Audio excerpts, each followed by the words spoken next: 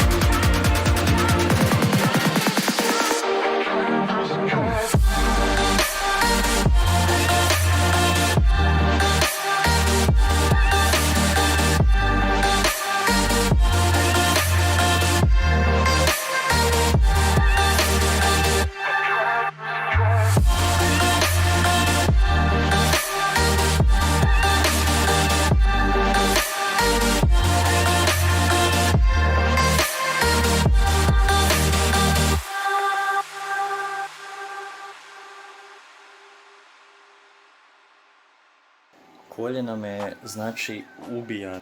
Uglavnom, to je to od ovog, ajmo reći, trening vloga. Nadam se da ste uživali, ostavite like za još. I sada budite naći, trenirajte i da, to je bilo to. Vidimo se.